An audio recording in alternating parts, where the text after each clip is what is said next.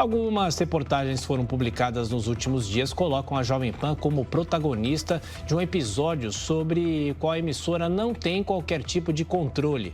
As publicações mostram que de janeiro até hoje não houve contratação de publicidade do governo federal nas plataformas da Jovem Pan, rádio e TV digital e mais revelam que durante o governo passado, Jair Bolsonaro, a Jovem Pan também esteve fora do ranking das empresas que mais receberam verba, inclusive abaixo de algumas que têm menos audiência e representatividade no mercado. Confira a reportagem de Daniel Lian.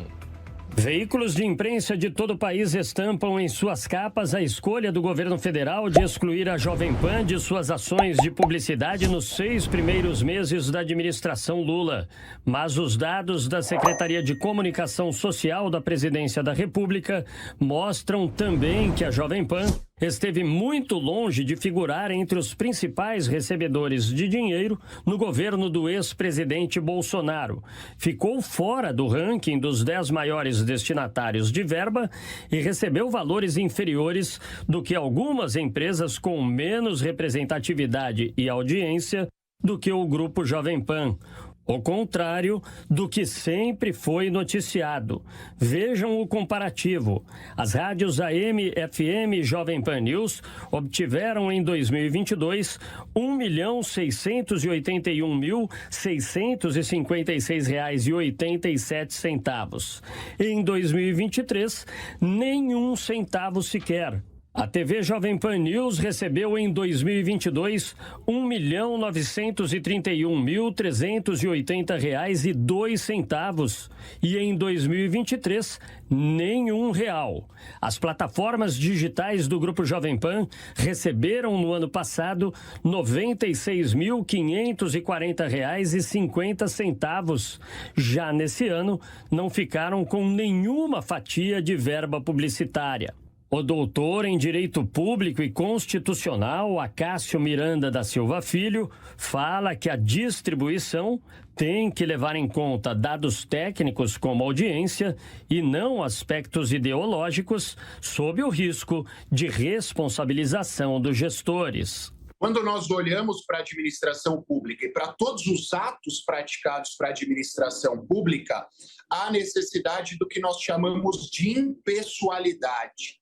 O administrador público, quando for praticar qualquer ato, inclusive de distribuição de verbas publicitárias, ele deve levar em consideração critérios objetivos e não o seu sentimento pessoal ou os aspectos ideológicos relacionados à sua decisão. Então, quando o administrador público opta por uma emissora A em detrimento à emissora B, ele deve justificar esta decisão com base no Ibope desta emissora e não com base na pauta ideológica ou na pauta política dessa emissora. Sob pena de, optando por critérios ideológicos em detrimento a critérios objetivos e, obviamente, impessoais, estar cometendo um ato de improbidade e até um crime. A Jovem Pan tem mais de 80 anos de história e figura entre as maiores audiências da mídia brasileira, atendendo a todas as camadas sociais, sem distinção de cor, raça, religião ou idade. Apesar disso, como os dados disponíveis no site da Secom mostram, a verba destinada pelos governos Lula e Bolsonaro está muito abaixo do valor que seria compatível com a representatividade e alcance de audiência da Jovem Pan. A rede de rádios Jovem Pan está presente em todos os estados do país e abrange mais de 18 milhões de ouvintes por mês no Brasil. Na televisão, a Jovem Pan News está consolidada como a segunda colocada entre as TVs de notícias dos canais a cabo. Desde o início de 2023, na média dos meses, pelo menos 3,7 milhões de telespectadores sintonizam o nosso canal.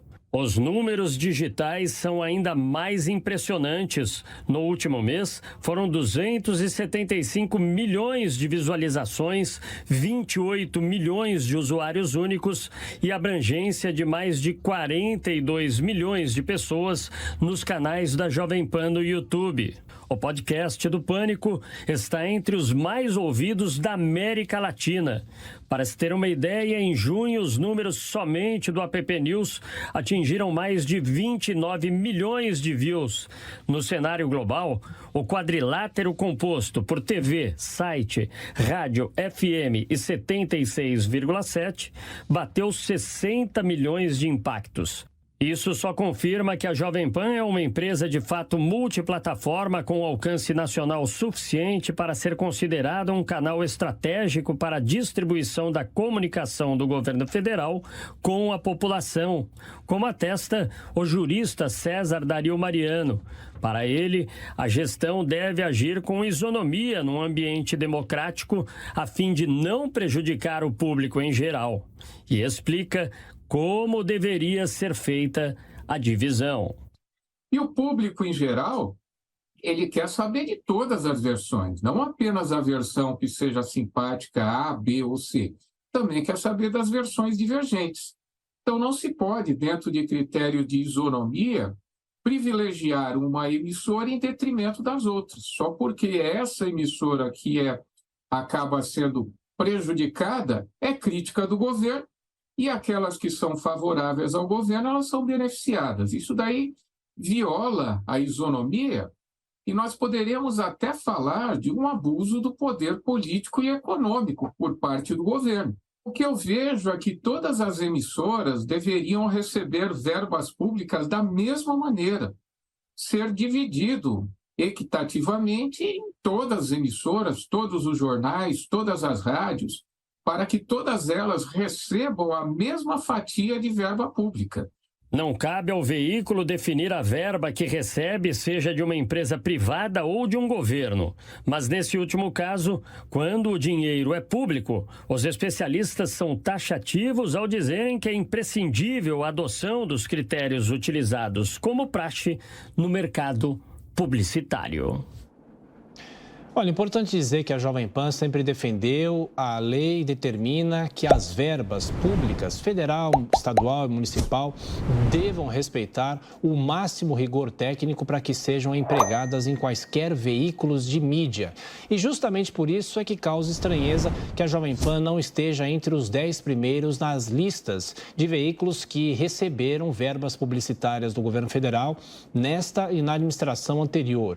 Um veículo que fala com praticamente a metade da população brasileira deveria ser um dos canais prioritários para levar a comunicação do governo para os 4 cantos do país. Não é a Jovem Pan que deve dar explicações, portanto, o governo deve prestar contas à população sobre os critérios utilizados para o emprego do dinheiro público.